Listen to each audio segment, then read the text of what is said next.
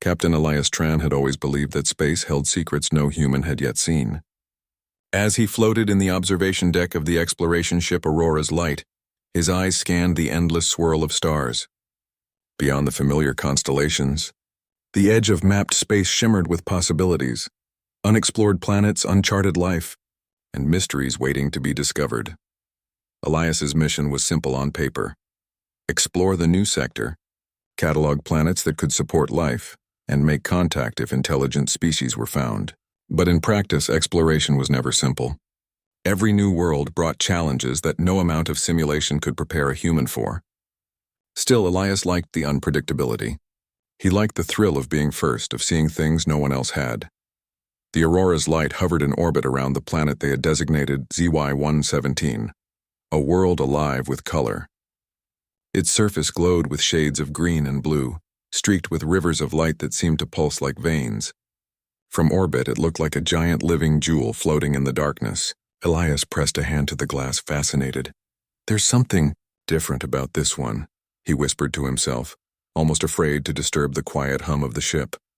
The planet had no detectable intelligent life, or at least none that standard scans could pick up. The sensors did detect unusual energy readings, faint pulses that suggested a life force beyond normal biochemistry.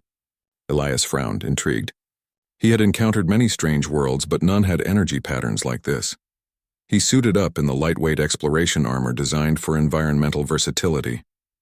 The armor could adapt to temperature, gravity, and pressure, but it couldn't prepare him for the unknown. With a practiced hand, he activated the descent shuttle and began the slow trip down to ZI-117. The atmosphere was breathable for humans, slightly sweet and tinged with a scent like blooming crystals. As the shuttle glided down through the sky, Elias saw the first signs of life: towering plants with translucent leaves, glowing fungi scattered across the ground, and rivers that shimmered with light like liquid glass. Every inch of the planet seemed to pulse with energy. He landed on a soft meadow bathed in green luminescence. The ground beneath his boots hummed faintly, almost like the planet itself was alive and aware of his presence. Elias knelt to examine the soil. It was soft, springy, and warm to the touch, unlike anything on Earth. As he stood, he noticed a movement in the distance. At first, he thought it was another plant, swaying unnaturally in the wind. But as he focused, the shape became more defined, a figure moving gracefully through the glowing forest beyond the meadow. Elias froze. The figure was humanoid in shape, slender and tall, but it shimmered like the planet itself. Light danced across its form, reflecting colors Elias had no names for. It moved with elegance, as if the very air carried it forward. He whispered, barely audible even to himself, "She is the most beautiful thing I've ever seen." The figure paused. Slowly, almost deliberately, she turned toward him. Elias felt his heart skip a beat. Her eyes, or what he assumed were eyes, glimmered with intelligence. For a moment, time seemed to stop.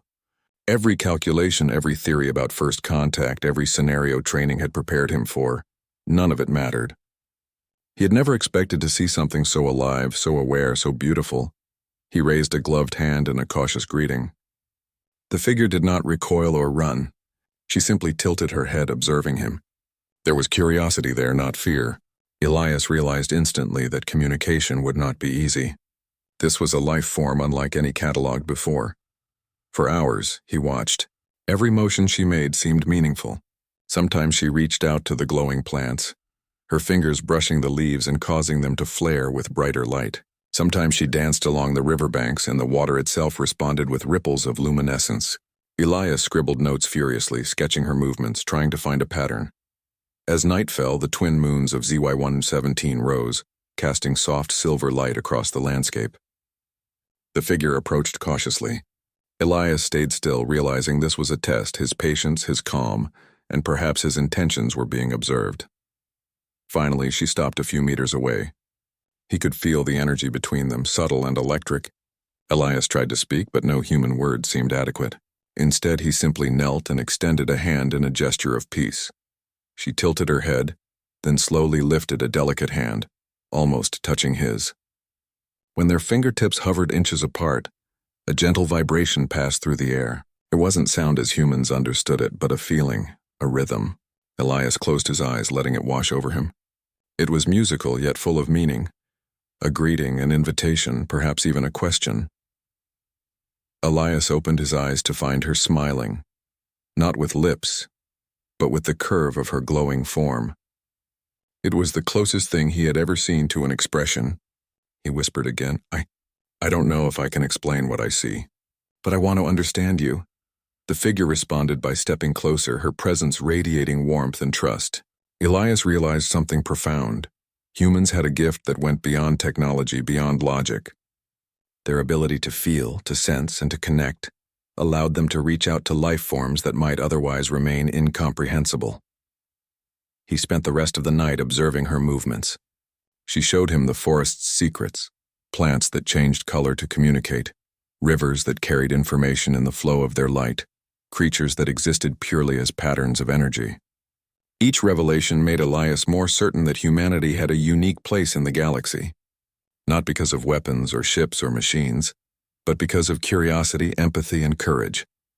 When dawn broke over the glowing horizon, she stepped back into the forest. Elias watched as she disappeared among the luminous trees, her light blending with the planet itself. He stood there in awe, feeling a connection he could not yet explain. Before returning to the shuttle, he recorded a message in his log. Today, I saw life unlike any human or alien I have encountered. She, whatever she is, responded to my presence. I do not yet understand her language or her intentions, but I am certain of one thing. Humans have the ability to reach across worlds in ways no other species can. And I want to understand her. As the shuttle lifted off, Elias gazed down at ZY-117 one last time. The glowing forests stretched endlessly beneath him, and he felt a thrill of anticipation. This was only the beginning.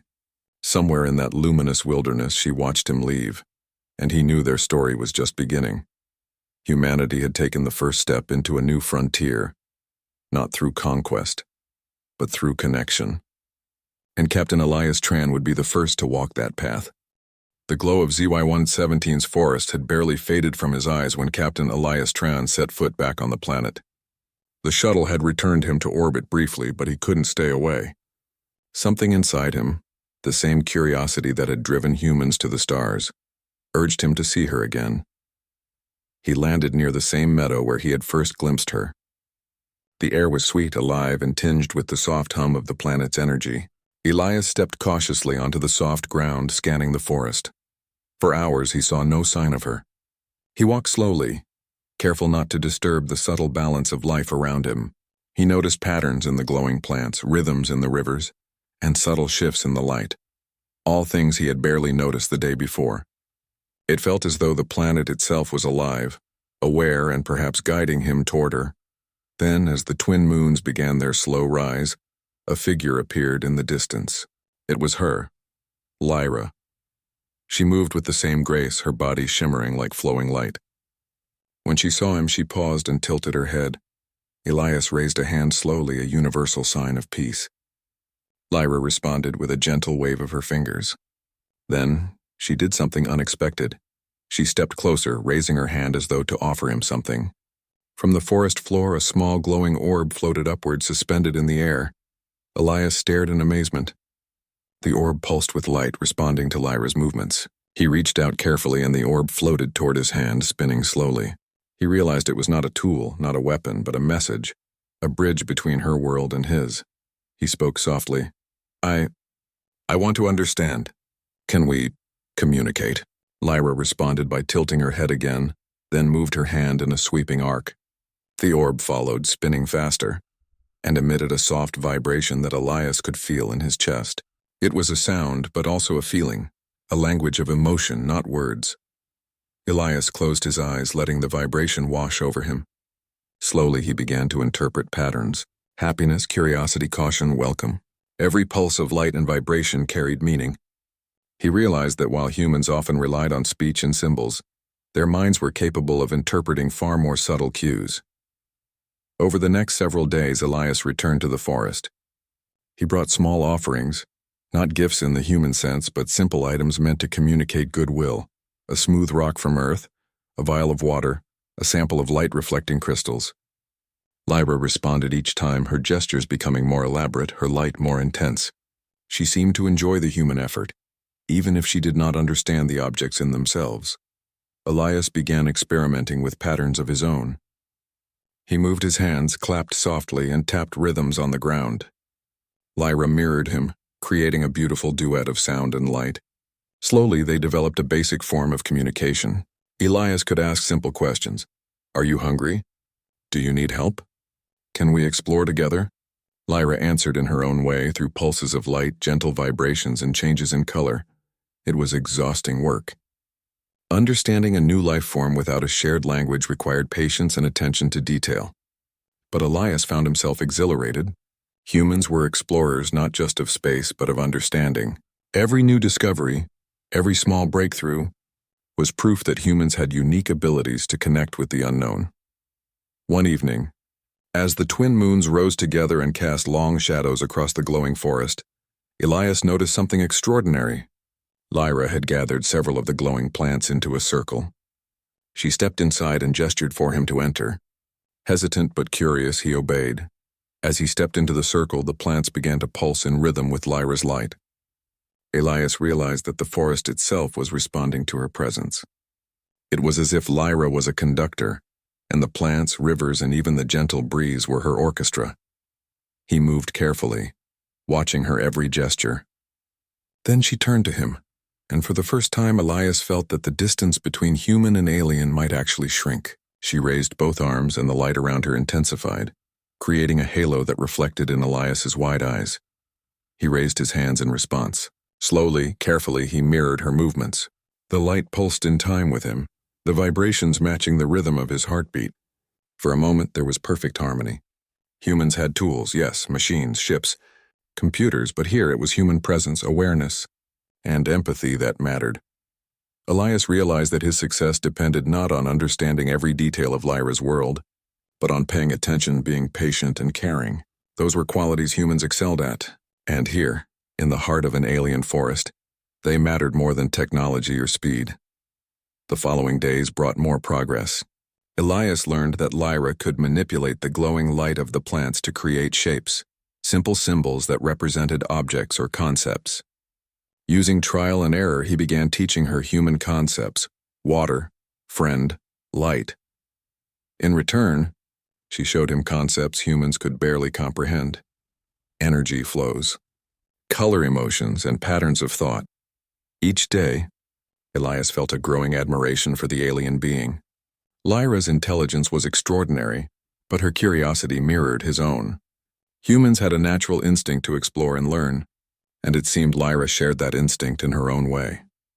One morning, Elias brought a small device from the shuttle, a recorder designed to capture vibrations and light patterns. He set it on the ground and began tapping a simple rhythm. Lyra watched closely, then matched it with light pulses. When he played it back, the forest seemed to respond, echoing the rhythm in a cascade of glowing plants. Elias laughed aloud, feeling a rush of triumph and joy. He realized that humans had something unique: the ability to teach and share, to create patterns that even alien minds could interpret. It was a form of intelligence that did not require common language. As the sun, or what he assumed was the sun, rose above the horizon, Elias and Lyra sat quietly in the meadow. She lowered her light gradually, a gesture of calm and trust. Elias mirrored her, letting his hands rest gently on his knees. In that quiet moment, he felt something profound: connection. Not just curiosity, not just understanding, but respect and friendship. He reached into his pocket and pulled out a small, smooth stone from earth. He placed it gently on the ground in front of her. Lyra studied it, then touched it with her glowing fingers. The stone shone faintly in response, as if acknowledging her attention. Elias whispered softly, "This is from my world. I want you to know it." Lyra responded by sending a pulse through the orb she had shared with him before. The light rippled outward, bathing both of them in a gentle glow. Elias felt the warmth of trust, the affirmation of their bond. It was the first time he truly understood the depth of human strength. Humans did not conquer through force. They connected through empathy, curiosity, and the willingness to understand. That strength was as powerful as any weapon, as significant as any achievement in space exploration. That night, Elias returned to the shuttle to rest, his mind racing with thoughts. Lyra's world was astonishing, but even more astonishing was what humanity had brought to it. Connection, understanding, respect. He knew he would return tomorrow, and the next day, and the day after that. There were lessons to learn, stories to share, and a friendship to build. Before closing his eyes, he recorded a final log entry for the day. Humans have walked among the stars for centuries, but today I realized what makes us truly special. It is not our technology, our speed, or our strength. It is our ability to feel, to connect, and to reach across worlds without fear. Lyra may not speak our language, but she understands our hearts. And I am certain that humanity has a place here, not as conquerors, but as friends. As he drifted into sleep, the hum of ZY-117 seemed to follow him, carrying the promise of discovery, understanding, and a bond that could change everything. The forest waited, alive and glowing, ready to share more of its secrets with the human who had chosen patience, curiosity, and empathy over fear. The morning sun, or what Elias assumed was the sun, filtered through the glowing canopy of ZI-117's forest. The light was soft, almost musical, and it touched everything with gentle warmth. Elias stepped lightly across the bioluminescent moss, careful not to disturb the delicate patterns etched by the forest's energy. Today, he thought, would be a day of learning. Lyra was waiting in the same meadow where they had first met. She shimmered faintly, her light moving like liquid, flowing with subtle rhythms that Elias had come to recognize as her form of expression. As he approached, she lifted a hand in greeting, the glow intensifying slightly. Elias raised his own, feeling a thrill of connection that no human words could capture. Today they would try something new. Over the past days, Elias had learned that Lyra could manipulate light and energy in ways humans could only dream of. He wanted to show her something about humans in return, something that went beyond language, beyond gestures. He pulled from his pack a small holographic projector, a device designed to display images in 3 dimensions. It flickered to life, casting glowing images of Earth, oceans that sparkled like liquid sapphires, forests stretching endlessly, cities bustling with people. Elias pointed to each scene, using gestures and inflections to explain what she was seeing. Lyra's light pulsed rapidly as she moved closer to the holograms. Her fingers danced through the air and the images responded, rearranging themselves according to her touch.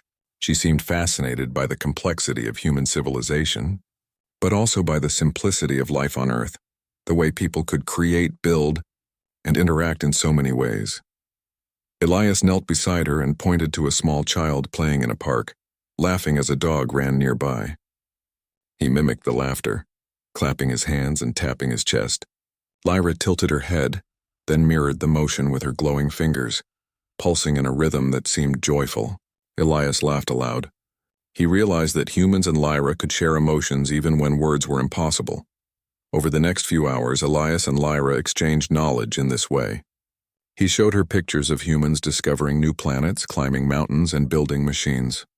She responded with displays of energy manipulation, waves of light that formed shapes he could barely comprehend, swirling patterns of motion, color emotions, and even what seemed like musical structures made visible. Elias marveled at her abilities. Humans had technology, yes, but Lyra's control over the environment was pure and organic. She shaped the forest around her, encouraged plants to grow in patterns, and even caused the glowing rivers to bend slightly in her presence. He realized that she too was learning from him, understanding human creativity and curiosity. By midday, they had moved to a clearing near one of the planet's rivers. Elias sat beside her, letting the soft glow of the water reflect across his helmet. He realized that Lyra was not just intelligent, but curious in the same way humans were. She wanted to know, to explore, to understand. And Elias saw that curiosity mirrored his own, a connection that transcended biology, species, and language. He decided it was time to take a step further. He retrieved a small sample of earth plants he had brought for testing. Carefully, he placed a tiny seedling on the ground, explaining with gestures that it was a plant, something humans grew for food and beauty. Lyra touched it delicately with a finger, and the plant responded, glowing brighter as if recognizing her presence. Elias realized something important. The connection between humans and life was not just physical, it was emotional. Humans could nurture, create, and respect life in ways that reached across worlds. Lyra seemed to understand this instinctively, as she mirrored his movements, touching the plants in her own way and sending pulses of light into the seedling. Hours passed like minutes. Elias showed her how humans used tools, created shelter, and shared knowledge. Lyra responded with her own demonstrations, manipulating light to create temporary structures, shaping glowing vines into patterns, and even forming small, simple figures that seemed to dance along the ground. Elias watched in awe, realizing that intelligence and creativity could take many forms, and that humans had a special ability to recognize and respond to these forms. As twilight approached, the forest shifted in color, bathing the meadow in shades of gold and violet. Elias noticed something he had not seen before, a subtle change in the forest's energy. The glowing plants and rivers seemed to pulse in harmony with Lyra's light, as if the planet itself acknowledged the bond forming between human and alien. He spoke softly, almost to himself. Humans can reach out, and somehow it matters here. Lyra turned to him, her light intensifying briefly in a display of curiosity or understanding. Elias smiled and raised his hand. She mirrored him, and for a few heartbeats there was perfect harmony. It was not language, but something deeper, a connection born of observation, respect, and shared wonder. Elias began to realize that humans had an advantage beyond tools and technology. It was their empathy, their curiosity, their ability to see and appreciate beauty, and to learn through patience and observation. These were the traits that allowed him to connect with Lyra in ways no machine or computer could. Over the next few days, Elias continued to deepen their understanding. He brought more tools, more representations of human life, and even tried simple experiments to demonstrate cause and effect. Lyra responded by creating energy patterns that mirrored his actions, and by the 5th day, Elias felt that they had developed a rudimentary language of light, gesture, and emotion. One day, Elias decided to take a bold step. He wanted to show Lyra the concept of play, a uniquely human way of learning and connecting. He brought a small ball from the shuttle, a simple object, and placed it on the glowing ground. He rolled it gently toward her. At first, Lyra did not understand. She tilted her head, watching the ball move. Elias rolled it again, tapping it lightly to make it bounce. This time, Lyra reached out and touched it. The ball glowed as it reacted to her energy, bouncing back toward him. Elias laughed and caught it, rolling it again. Soon they were playing a simple game, rolling the ball back and forth. It was more than a game. It was communication, trust, and cooperation. Elias realized that humans had a way of learning and sharing that was unique. Play, creativity, and shared joy were tools that could bridge worlds. Lyra seemed to understand this, her light pulsing with a rhythm that mirrored his own excitement. By nightfall, Elias and Lyra sat together near the river, exhausted, but exhilarated. The stars above ZY-117 twinkled in ways humans had never seen before, mirrored by the glow of the forest around them. Elias reflected on what they had achieved. Humans had reached across species, across worlds, and connected with life in ways that went beyond science or technology. He spoke softly. "Lyra, you are extraordinary. But I think humans have something too, something worth sharing." She tilted her head, her light pulsing gently. Elias felt a sense of understanding pass between them. It was not complete comprehension, not yet, but it was enough. Enough to know that humanity's strengths, curiosity, empathy, patience, and creativity were being recognized. Before leaving the meadow for the night, Elias recorded a log entry. Humans have a gift beyond technology. Our ability to connect, to play, to learn through observation and empathy, these are our strengths. Today, Lyra responded to play, curiosity, and shared joy. She mirrors our actions, not as imitation, but as understanding. Humans may be young in the galaxy, but our hearts and minds reach farther than any machine, and perhaps that is what makes us extraordinary. As Elias settled into the shuttle for sleep, he glanced one last time at the glowing forest. Lyra's light flickered in the distance, a signal of life, awareness, and curiosity. He felt certain that their journey was only beginning.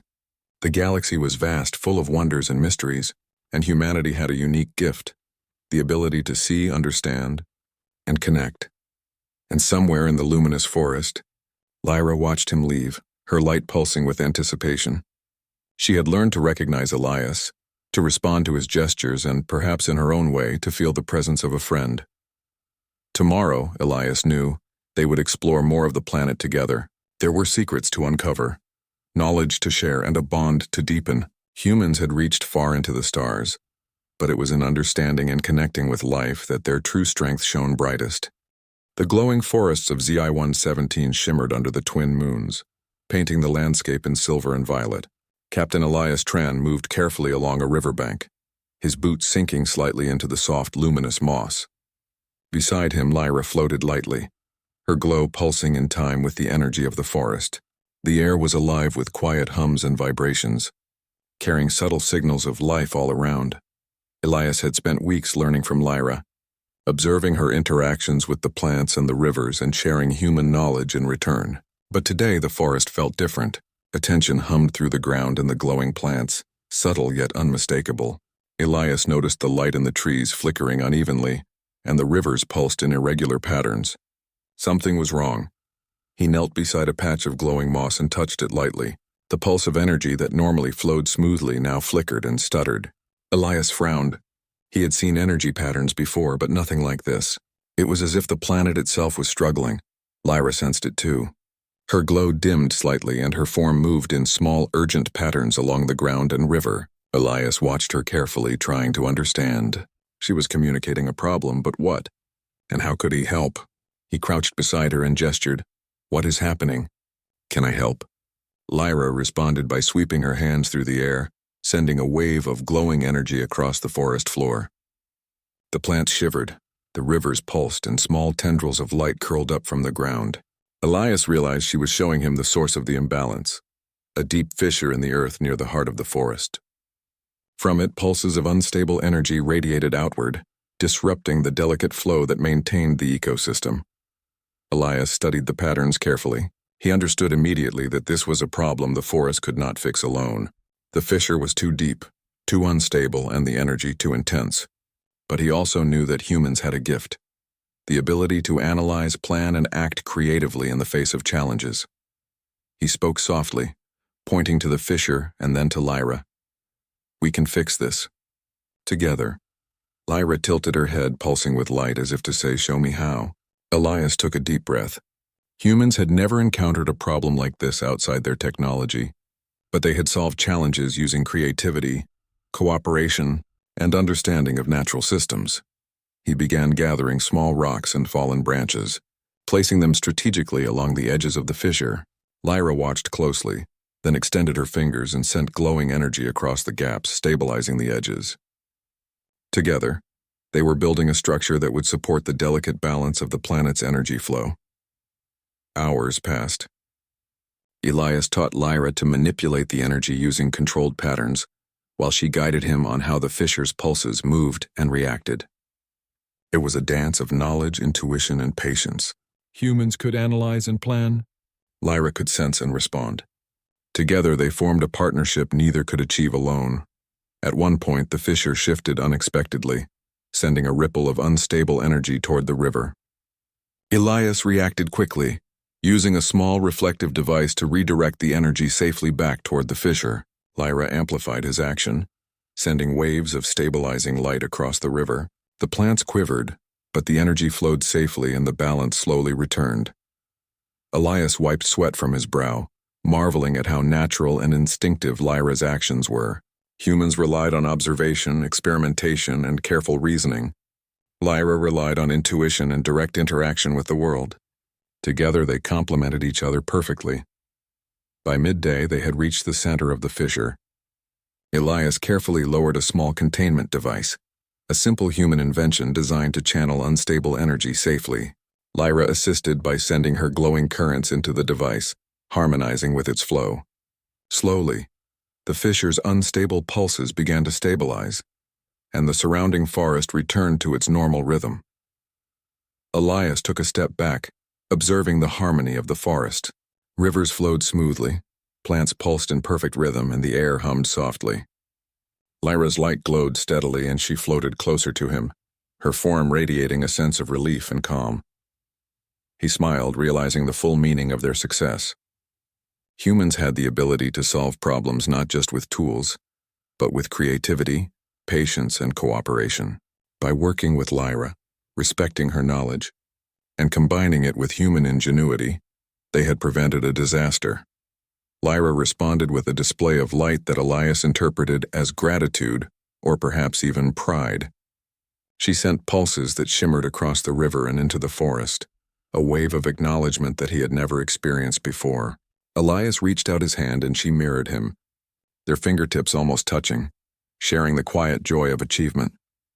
Over the next few days, Elias and Lyra explored the forest further, reinforcing the lessons they had learned. They worked together to create small energy bridges over unstable areas, redirected natural flows, and strengthened the glowing plants network.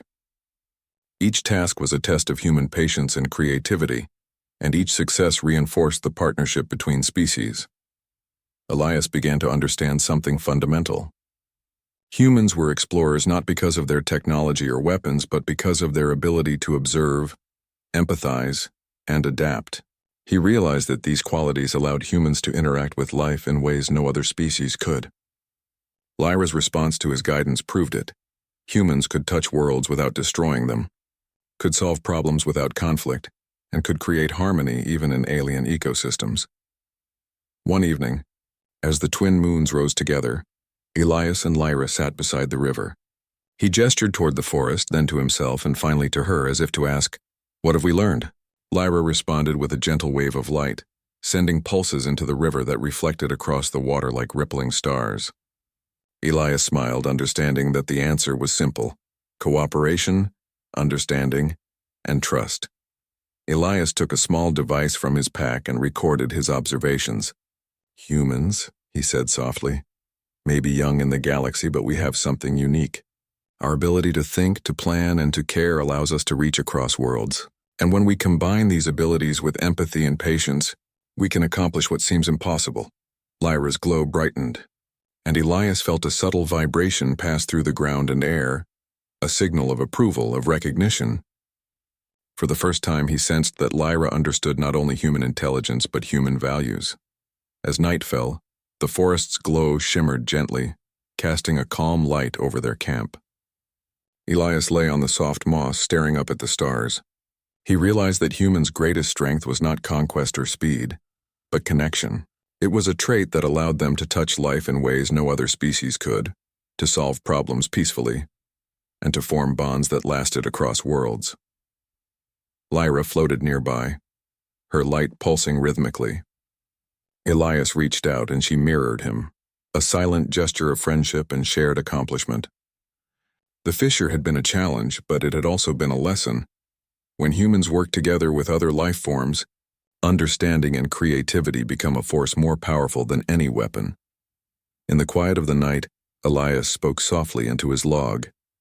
"Today, humans and Lyra have solved a problem together.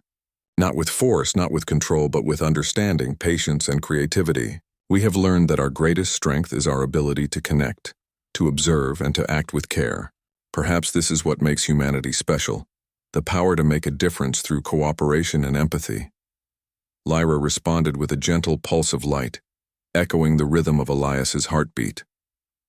The forest seemed to sigh with contentment, as if acknowledging the bond that had been forged. Elias drifted into sleep under the twin moons, feeling the quiet pride of accomplishment. He knew that tomorrow would bring new discoveries, new lessons, and new opportunities to explore not only the planet, but the potential of human connection.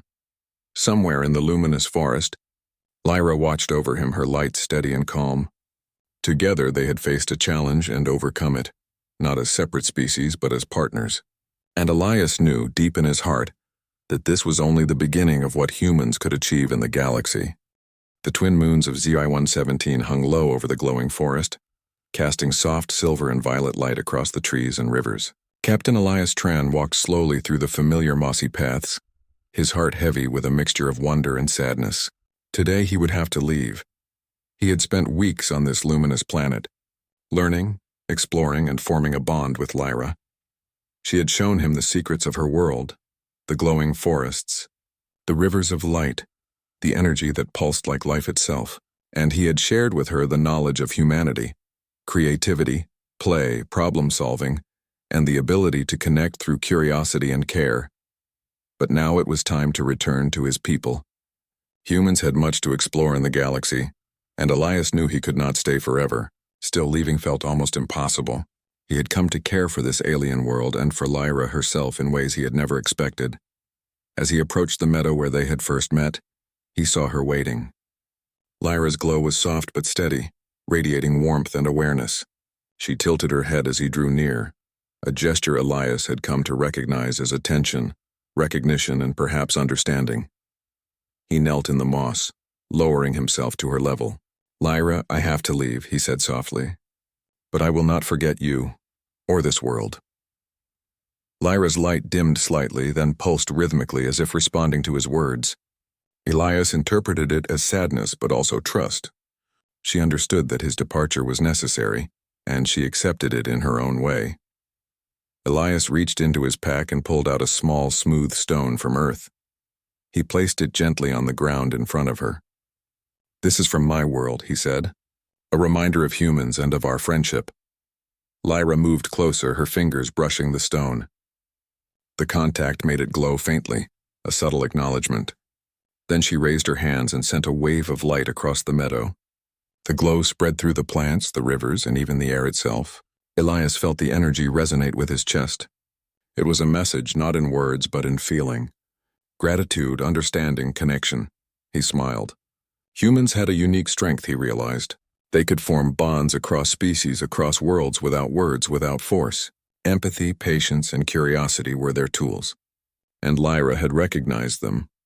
For hours they sat together, sharing the quiet of the forest. Elias showed her sketches of human life he had drawn during his time on ZY-117.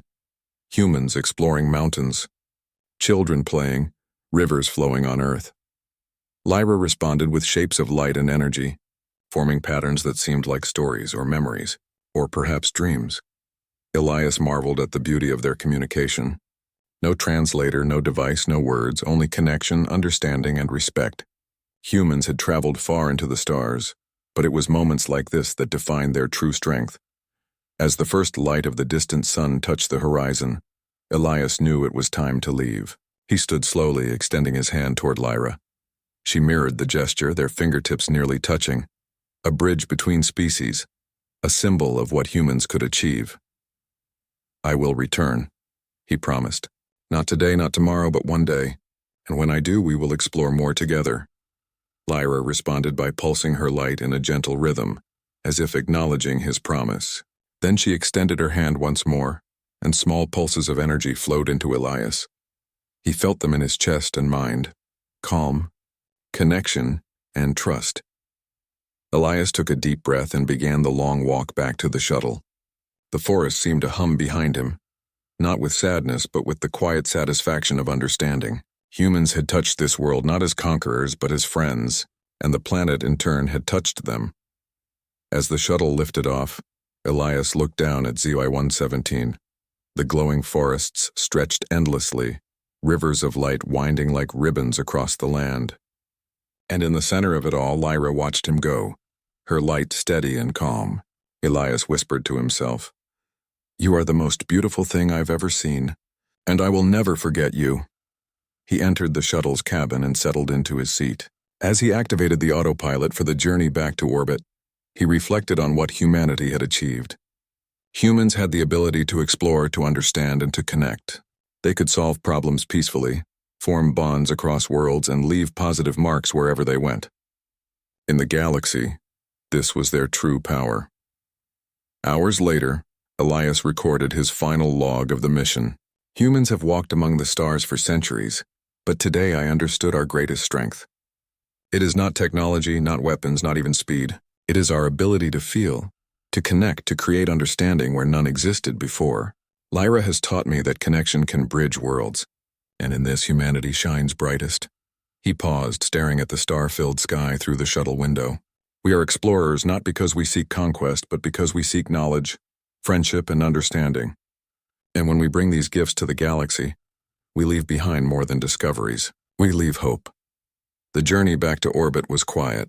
Elias thought about the weeks he had spent on ZY-117, the first discovery, the tentative gestures of communication, the shared play, and the joint problem-solving that had stabilized the forest.